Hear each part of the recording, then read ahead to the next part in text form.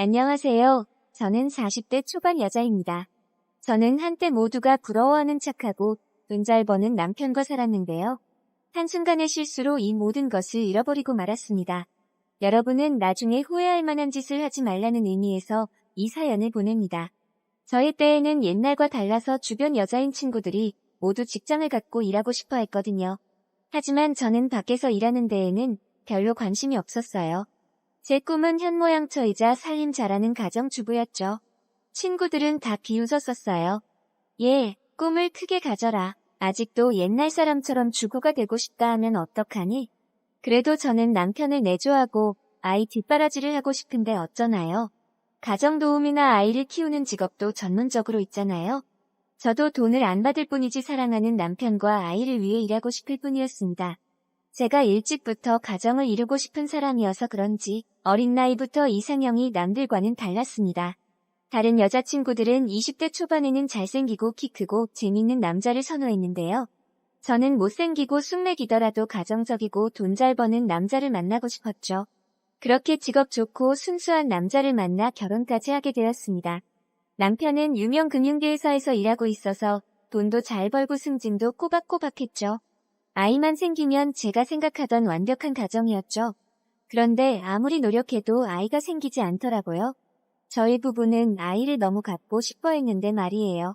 병원에 가서 확인을 해도 남편 쪽도 저도 아무 문제가 없었어요. 몇 년 동안 배란기 때마다 노력을 해도 생기지 않아서 결국 제 나이가 40대에 들어서면서 아이를 갖기를 포기했습니다. 그렇게 남편과 둘만 살게 되었죠. 남편은 우리 둘이어도 괜찮아.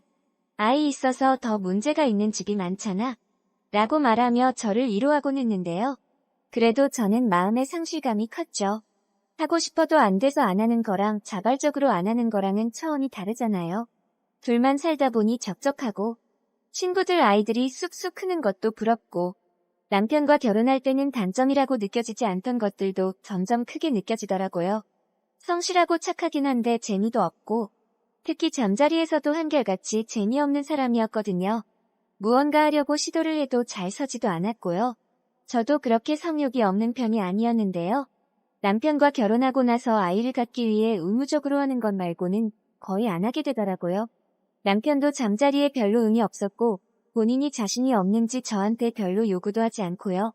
그렇다고 남편이 어디 다른 데서 풀고 오는 것 같지는 않았습니다.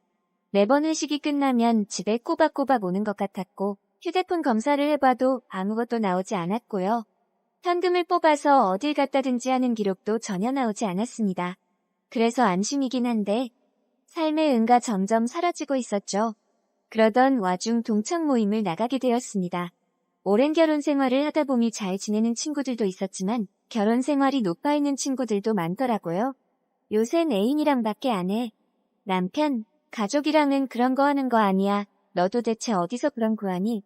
글쎄, 동호회도 있고 어플도 있고 너도 요새 많이 고픈가 보지? 예, 남편을 봐라. 딱 봐도 잠자리에서 약하게 생겼잖아. 하긴 그러지 말고 너도 애인을 만들어봐. 친구들이 언제 이렇게 망가졌나. 고등학교 때는 이런 모습을 상상도 못했는데 라는 생각이 들면서도 호기심이 들더라고요. 저는 한 번도 오 선생을 만나본 적이 없었거든요. 남편 아닌 다른 사람과 할 생각은 해본 적도 없었는데요. 요새 들어서 시간은 많고 같이 시간 보낼 사람은 없어서 그런지 머릿속에 자꾸만 잡념이 생기더라고요. 발휘를 잘하는 다른 남자와 만나면 어떨까 하고요. 그렇게 저는 친구들이 말하던 어플을 몰래 검색해서 깔았습니다. 나이도 어리고 괜찮게 생기고 무엇보다 저를 원하는 남자들이 그렇게 많은 줄 몰랐습니다. 그 중에서 대화도 어느 정도 통하고 괜찮게 생긴 연하남을 만나게 되었죠. 그 남자는 나이가 27살이었는데요. 아직 취업을 하지 못해 물류센터에서 일을 하고 있다고 하더라고요. 원래는 처음부터 할 생각은 아니었습니다. 첫 만남에서는 카페에서 이야기를 하고 저녁을 먹고 집에 가려고 했었죠. 연락도 몇 주간 해보고요. 하지만 저녁을 먹고 나서 남자가 저를 잡더라고요. 누나, 저희 집에 가서 술 한잔 더 할래요? 제가 맛있는 요리도 해드릴게요. 눈구렁이처럼 제 팔을 꽉 잡는데 그 소나기임에 저절로 설레더라고요. 제 손은 침대에서 어떨까?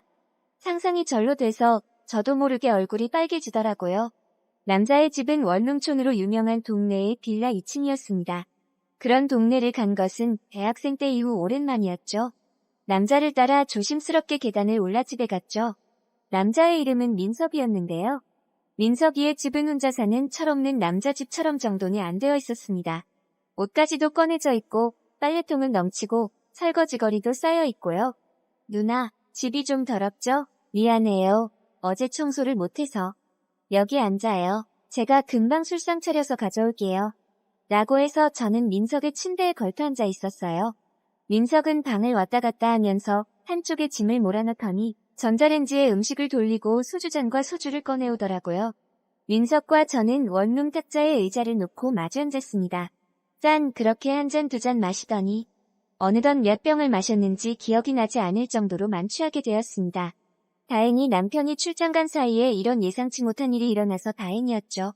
저는 정신을 못 차리고 겨우 의자에 앉아 있었는데요. 민석이는 미영아 너무 힘들어 보이는데 그러지 말고 여기 누워 하더라고요. 술을 몇 잔 마시더니 친해졌다고 생각하는지 이제는 누나라고 부르지도 않고 이름으로 부르더라고요. 제가 거부할 새도 없이 어느새 저는 민석의 침대에 누워 있었고 결국 남편한테 절대 말할 수 없는 짓을 저지르고 말았습니다. 하지만 정말 좋았습니다. 전신이 찌릿찌릿했고 녹아내릴 것 같았죠. 또 경험하고 싶었고 놓치고 싶지 않았습니다. 그 이후 남편과 할 일이 생겼는데요. 그날따라 남편이 기분이 좋은지 의욕적으로 이것저것 시도하더라고요. 원래 같았으면 저도 남편밖에 몰랐기 때문에 맞춰줬을 텐데요. 이제는 시큰둥하더라고요. 민석이는 여기서 이렇게 했을 텐데 그럼 이런 느낌이었을 텐데 하고요. 저도 모르게 남편한테 볼멘 소리가 나오더라고요. 원래는 그런 적이 한 번도 없었는데 말이에요. 당신은 잠자리에서 내가 어떤 걸 좋아하는지 관심은 있어? 그랬더니 남편이 깜짝 놀라 눈이 동그래지더라고요. 왜 그래 갑자기? 너답지 않게 라고 하더라고요. 나다운 게 뭔지 노력도 제대로 안 하고 심심하기만 한 남편이 점점 질렸죠. 그렇게 저는 연하남에게 중독되어 평일 낮마다 민석의 집에 찾아가는 지경에 이르렀습니다. 오죽했으면 처음에는 반겼던 민석이가 이제는 좀 쉬엄쉬엄 오지? 라고까지 하더라고요. 그렇게 매일같이 민석이의 자취방을 출근 도장을 찍는 와중에 민석이가 집에 다른 여자를 들여자는 것을 목격하기까지 했습니다. 제가 들어가려 하자 오늘은 안 될 것 같아 하며 막아서더라고요. 왜나 하고 싶단 말이야 하면서 억지로 들어가려고 했는데 문틈 사이로 샤워 소리만 들렸습니다. 뭐야, 누구 있는 거야? 그래, 누구 있다. 신경 끄고 집이나 가져. 너 나 만나면서 다른 여자랑도 자고 다니니? 화가 나더라고요. 사실 그동안 저는 민석이와의 잠자리뿐만 아니라 민석이에게 사람 대 사람으로 호감까지 생긴 상태였거든요. 민석이도 저와 같은 마음인 줄로만 알았습니다. 뭐가 필요하다 하면 꼭 저한테 먼저 말을 했거든요. 마치 연인한테 의지하듯이요. 그래서 필요하다는 것은 무엇이든지 사다 주었죠. 심지어 고가의 옷이나 핸드폰 같은 물건들도요. 아플 때도 저에게 말해서 간호해달라고 하고 저는 그래서 저희가 각별한 사이인 줄로만 알았습니다. 민석이도 저를 단순히 파트너가 아닌 애인으로 생각한 걸로 알았죠. 그런데 제가 없는 날에 다른 여자를 집에 불러서 똑같이 하고 있었던 것을 생각하니 배신감이 들더라고요. 너가 나한테 어떻게 이럴 수 있어? 왜 이러세요? 내가 언제 너만 만난다고 한 적 있어? 혼자 추하게 왜 이래 하고 문을 쾅 닫아버렸다.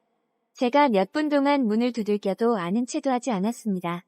옆에 사는 주민이 아줌마. 거기 지금 아무도 없는 것 같은데. 문 그만 두들기고 집이나 가시오. 라는 소리를 들을 때까지 그곳에 망연자실하게 있을 수밖에 없었죠. 그렇게 저는 터덜터덜 집에 돌아왔습니다. 남편은 이미 안중에도 없었지요. 예상했던 시간보다 훨씬 늦게 들어가고 있었는데요. 원래 같으면 혹시라도 남편이 눈치챌까봐 서둘렀을 텐데 말이에요. 집에 들어가자 남편은 차가운 눈빛으로 거실에 앉아 있더라고요. 이 시간에 들어가면 남편은 원래 자고도 남았을 시간이었는데 말이에요. 그렇다고 남편이 원래 제가 늦는다고 기다리고 이런 성격은 아니었거든요. 무슨 일이지? 하면서 혹시나 하는 생각이 번뜩 들더라고요. 늦었네? 응. 친구들이랑 마시다 보니. 안 자고 뭐해? 남편이 그런데 파일철에서 원가를 꺼내더라고요. 제가 민석이와 팔짱을 끼고 자취방에서 나오는 모습 민석과 술을 마시는 모습 등이 찍혀있는 사진들이었습니다. 당신이 어떻게 우연히 반찬에 고집에 왔다가 당신이 낮마다 집에 없다는 걸 알게 됐어. 그 외의 사소한 거짓말들도 다 어린 놈과 있기 위해 한 것도 알게 됐고 흥신소 의뢰해서 돈 쥐어주니 증거 모으는 건 금방이더라고. 이혼하자 저는 무릎을 꿇을 수밖에 없었습니다. 저는 남편과 이혼할 생각이 전혀 없었고 안 들게 만나려고 했을 뿐이었어요. 근데 똑같은 날에 연하남과 남편 둘 다한테 이별당하다니요. 이건 저한테 너무 가혹한 처사였습니다. 여보, 내가 잘못했어. 아이도 없이 집에 혼자 있다 보니 외로워서. 안 그래도 오늘 그만 만나자고 정리하고 왔어. 우리 같이 살아온 세월이 있잖아. 제발 용서해줘. 하지만 남편은 눈 하나 깜짝하지 않더라고요. 아니야, 난 이미 신뢰가 다 깨졌어. 도저히 같이 못 살겠다. 너 나갈 때까지 잠은 내가 다른 방에서 잘게. 이번 주 내로 정리하고 나가줬으면 좋겠어. 남편을 아무리 설득해도 잡아봐도 소용이 없었습니다. 남편의 눈은 이미 무언가 빠져나간 것처럼 보였습니다. 제가 뭔 말을 해도 표정 변화조차 없는데 로봇처럼 느껴지더군요. 이미 저에 대한 정이 다 떨어진 모양이었죠. 그렇게 저는 남편과 이혼 수순을 밟고 친정으로 들어가게 되었습니다. 엄마 아빠도 제가 갈 곳이 없으니까 받아주긴 했는데 저를 보는 눈빛이 곱지 않은 것이 저도 눈치 보이고 죄인이 된 기분입니다. 한순간에 잠자리에 빠져서 이런 실수를 했다는 제 자신이 믿기지가 않습니다. 여러분은 모두 배우자에 대한 신의를 지키시길 바랍니다. 긴 이야기 들어주셔서 감사합니다. 구독과 좋아요 부탁드려요. 안녕하세요. 저는 40대 초반이었습니다.